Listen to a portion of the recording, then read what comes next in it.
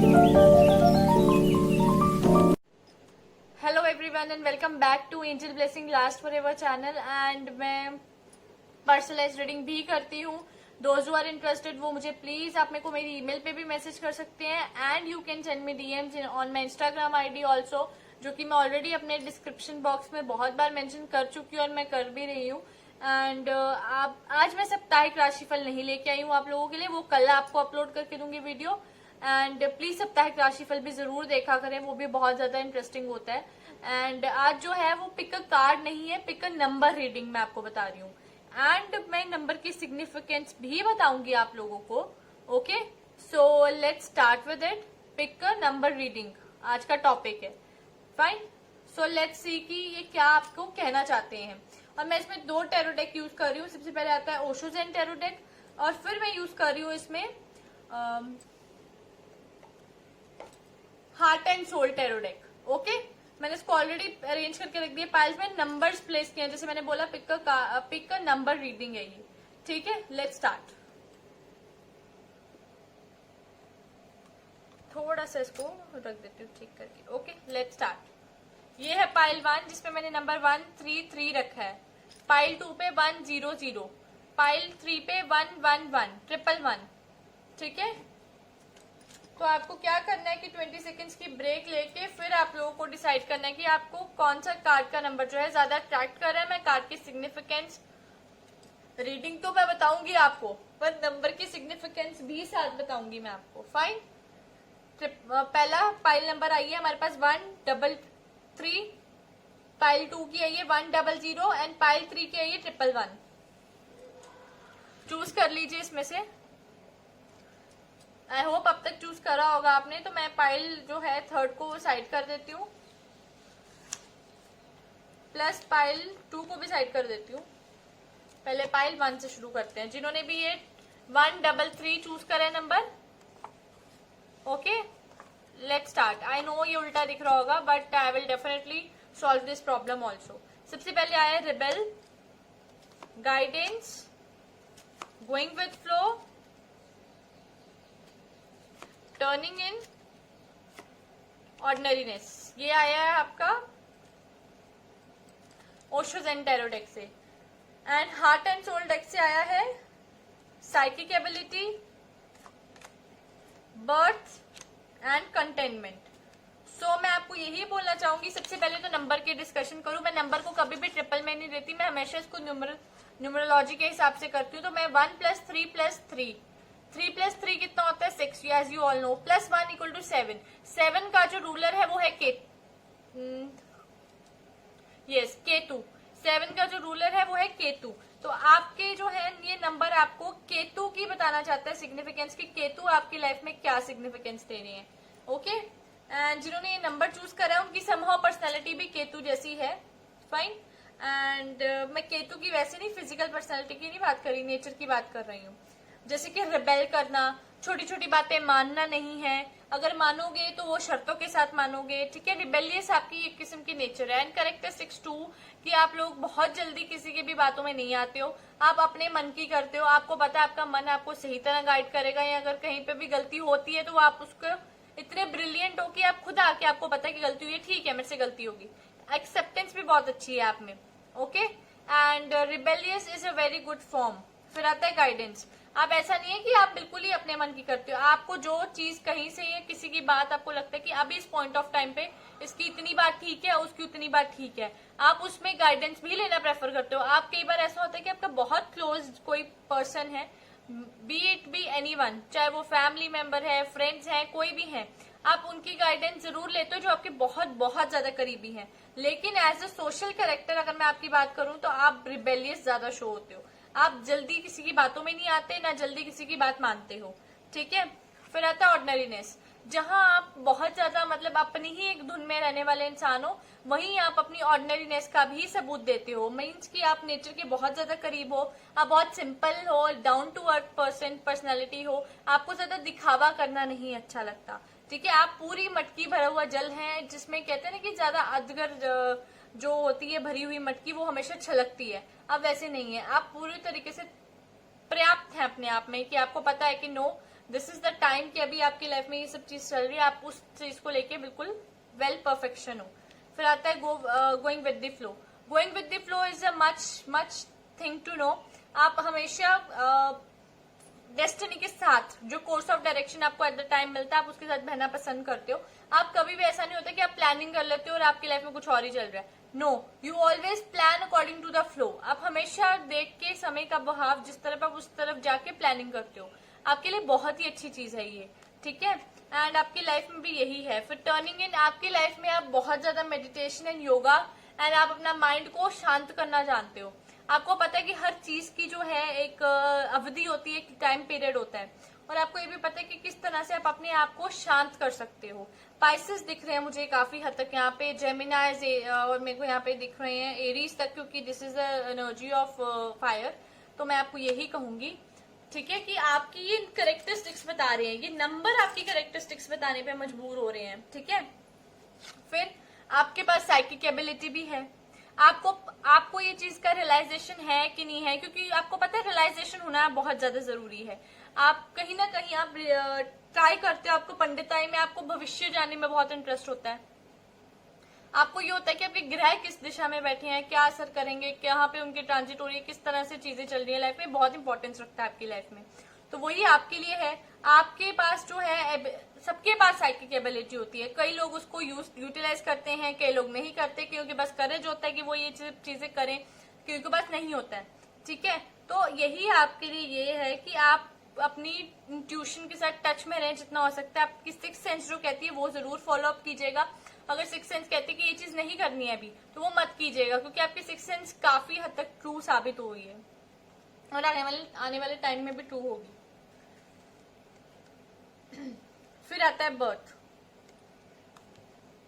Birth is a very very beautiful thing of God, लेकिन मैं आपको यही बोलना चाहती हूँ कि this is not so right also. हमें चीजें जो हैं वो पास करनी पड़ती हैं। बर्थ के बाद हमारा जो मतलब स्टेजेस हैं, जैसे कि बर्थ आ गया, चाइल्ड आ गया, डॉल्सन्स आ गया, ये सब चीजें stages we have to pass. Birth no doubt बहुत ही ब्यूटीफुल चीज है भगवान की, आप भी उस चीज को बहुत एडमायर करते हो, लेकिन मैंने इट्स कम टू, वैसे ही आपके साथ होता है आपकी लाइफ में कि आपकी लाइफ में फेजेस पास हो जा रहे हैं, पास हो रहे हैं। आप उनको कैप्चर करना चाहते हो, आप उनके साथ रहना चाहते हो, लेकिन यू कांट, आप नहीं कर सकते। आपकी लाइफ में हर टाइम पे एक नई ही चीजें की नई फेज शुरू हो जाता है, नया ही एक ना एनर्जी लेवल, नई ही सब चीजें आपकी लाइफ में शुरुआती दिख रही हैं। कंटेनमेंट, कंटेनमेंट का मतलब यही है जब आपको रियलाइजेशन हो जाए बहुत सारी चीजों का, एंड आपको ये पता चल जाए कि पीस, मतलब कंटेनमेंट मीन्स कि अब जब इमोशनली सेटिस्फाई हो, फाइनेंशियली सेटिस्फाई हो, physically, everything you are having in your life, and finally आप अपनी कंटेनमेंट जरूर हासिल करेंगे। बिकॉज केतु महाराज जो हैं वो हमेशा देने में बिलीव करते हैं, लेकिन शॉर्ट टर्म देते हैं, जिसकी वजह से ये बर्थ आया है जो बताता है कि आपके पास होता है शॉर्ट टर्म के लिए, आप उस पर स्टे करना चाहते हो, बट आपको मूव ऑन करना पड़ता है। वही आपके साथ है, कंटेनमेंट है, but containment doesn't long for, ज्यादा देर तक चलती नहीं आपके लिए। ओके, आई होप कि मैंने आपको ठीक बताया हो और आप लोग जो हैं, मतलब कि आप लोगों को सेटिस्फाई कर पाई हूँ। मेन मेरा मकसद यही होता है कि आप लोग सेटिस्फाई हो पाए। ठीक तो जो है वो है ही है, कार्ड्स के अकॉर्डिंग मैंने आपको वही बताया है, लेकिन आप लोग इससे थोड़ा सहमत हो सके चीजों से। ये थी पाइल 1 की रीडिंग। आई होप कि आप लोग इससे रेजोनेट कर पाए। फाइन,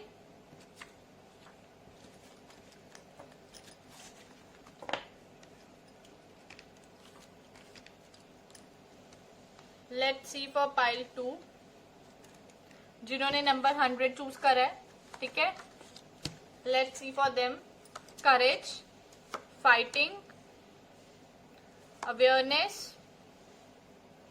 मोरालिटी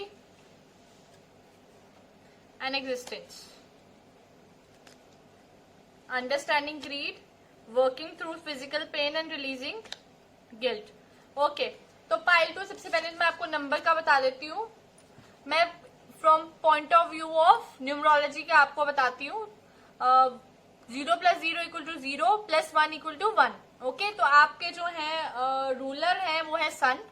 तो सन आपकी पर्सनैलिटी काफी हद तक सन जैसी है, मैंने आपको बोला ही है। आप रिबेल नहीं हो, बहुत बोल्ड हो, बहुत करेज रखते हो आप।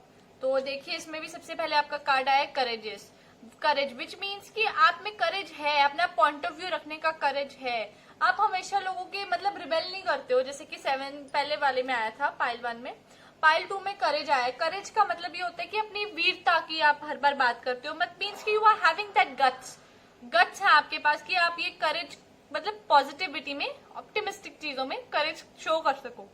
ओके,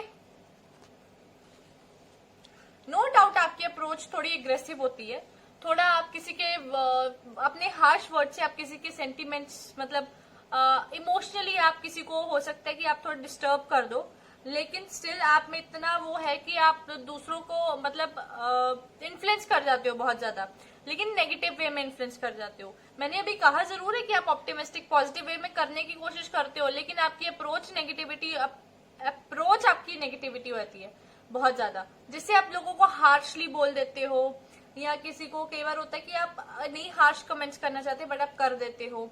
आपको ऐसा लगता है कि आपको ना चाहते हुए भी लोगों से लड़ना पड़ता है अपनी बात बोलने के लिए या मनवाने के लिए, कई बार अपने पॉइंट ऑफ व्यू रखने के लिए भी इनफैक्ट आपको लगता है कि आपको लड़ना पड़ता है। तो वो आपकी प्रवृत्ति में ही है, वो आपको करना ही पड़ेगा।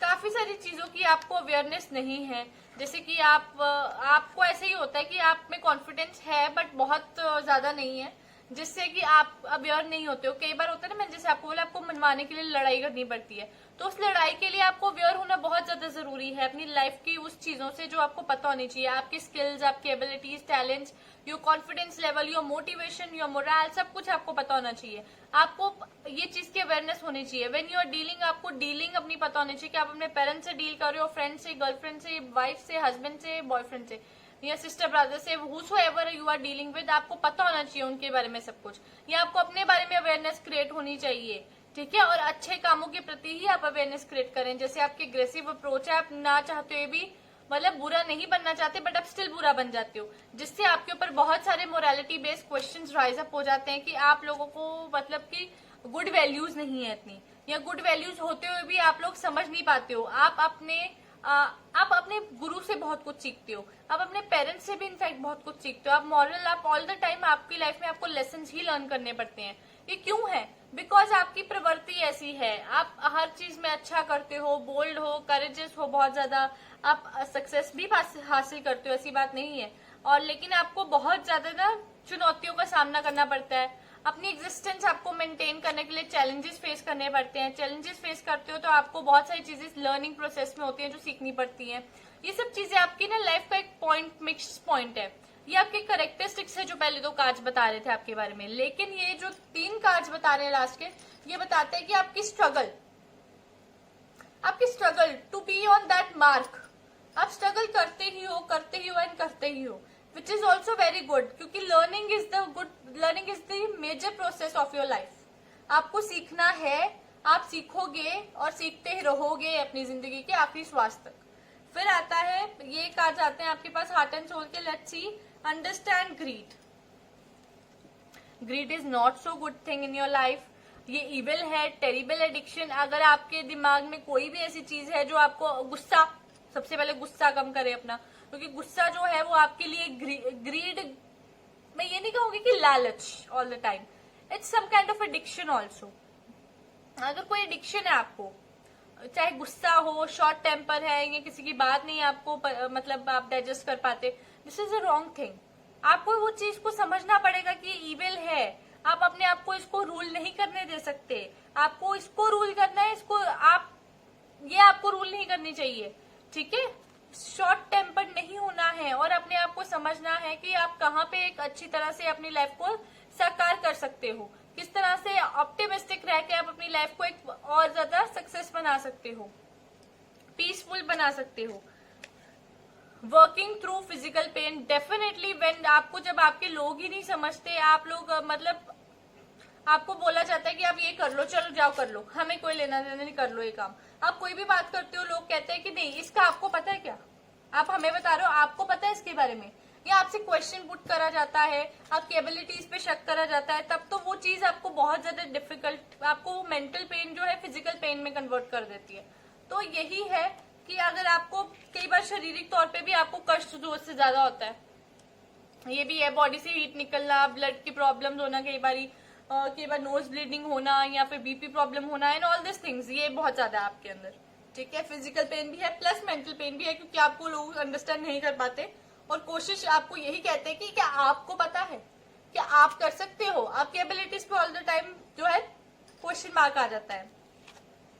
फिर आता है रिलीजिंग गिल्ट, विच मीन्स कि आप लोगों को सबसे ज्यादा, आप स्पिरिचुअलिटी भी है आप लोगों में बहुत ज्यादा, लेकिन गिल्ट आपकी स्पिरिचुअल किलर है, क्योंकि गिल्ट अगर आपको किसी चीज का रहेगा तो आप क्या करोगे, आप अपनी लाइफ में और मैलिस होते जाओगे, आप और लोगों को हार्म करोगे। गिल्ट में कहते हैं ना कि इंसान जब नर्वस होता है तो वो और गलतियां करता है, वही अगर आप और गिल्ट में रहोगे तो आप ज्यादा से ज्यादा गलती करने की आपकी लाइफ में बहुत गुंजाइश होगी।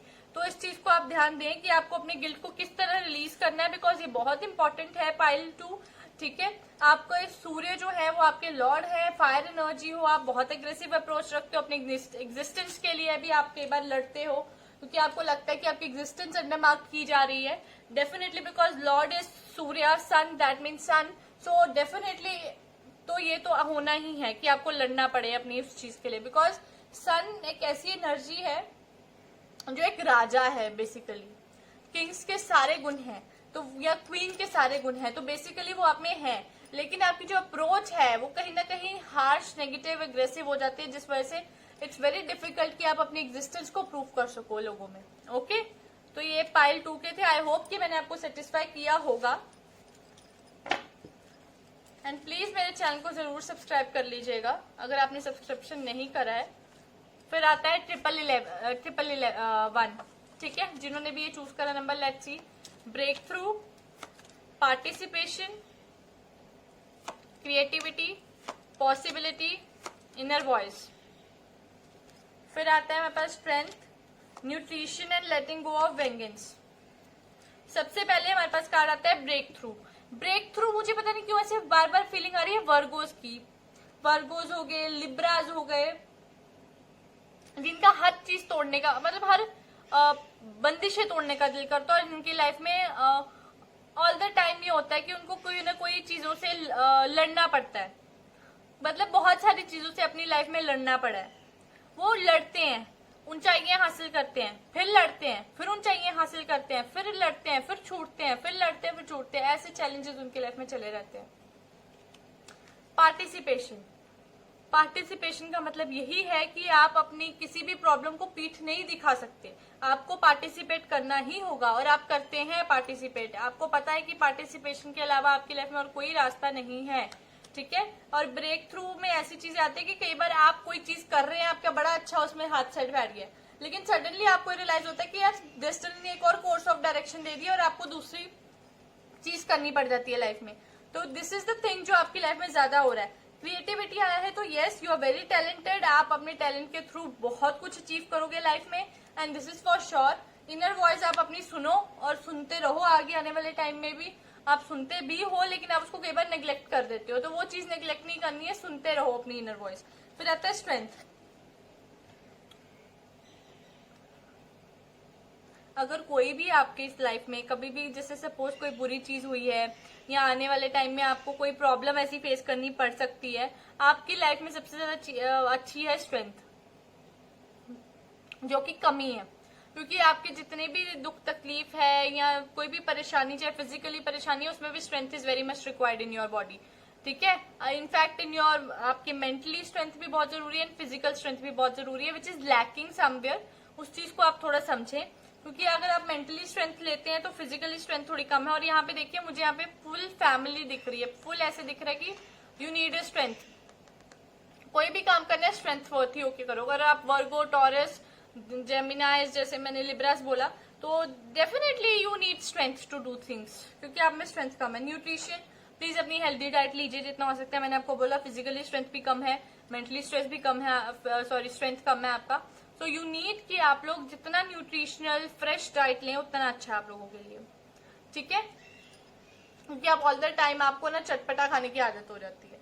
लेटिंग गो ऑफ वेंगेंस, डेफिनेटली आप जितना ज्यादा मीन्स कि अगर आप किसी के साथ किसी को टारगेट करेंगे तो आपको भी टारगेट में होना पड़ेगा। अगर आप किसी की तरफ फिंगर करते हैं तो ये 3 फिंगर्स आपकी तरफ भी आती हैं।